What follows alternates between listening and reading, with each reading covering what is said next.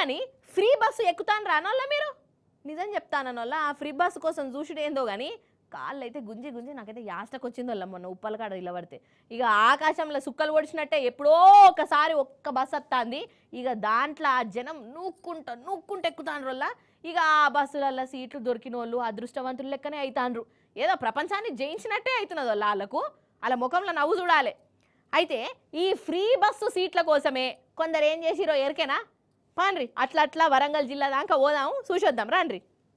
ఇప్పుడు మనం వరంగల్ జిల్లా వర్ధన్నపేట బస్ స్టాండ్లు ఉన్నమొల్ల అగో బస్ ఎక్కుతాండ్రు చూడుర్రి ఎవలబ్బా ఇల్లు అని అనేరు వీళ్ళు పాపం దివ్యాంగులొల్లా నిరసన ఎత్తాన్లు అసలు ఎందుకు నిరసన ఏమిటికి నిరసన వీళ్ళనే అడుగుదాం పాషాబాయ్ జర చెప్పే ఏంది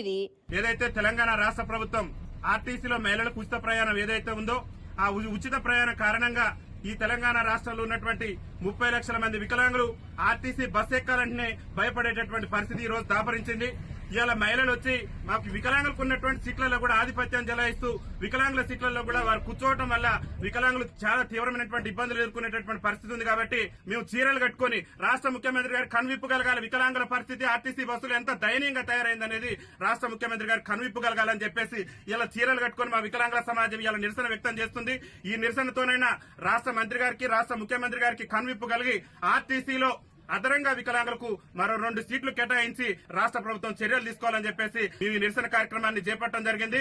అగనట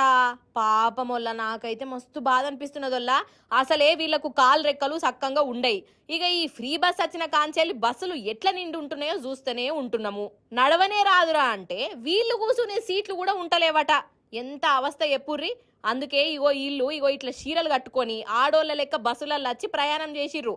సర్కార్కు గిట్ల ఎత్తేనన్న బాధ అర్థమవుతుందని నిరసన చేసిర్రు ఓ అక్కలు జర దివ్యాంగుల కోసం పెట్టిన సీట్లు వాళ్ళకే ఉండనీయుండ్రి పాపం కదా ఈ సర్కారా పేరుకు ఫ్రీ బస్సులు పెట్టినట్టే గాని ఉన్న బస్సులను మాయం చేసింది యాళ్ళ ఖర్చులు లేదు ఏం లేదు ఆఖరికత్తే ఇగో గిట్ల అవస్థలు అవుతాన్నాయి అని గరమైతాండ్రు.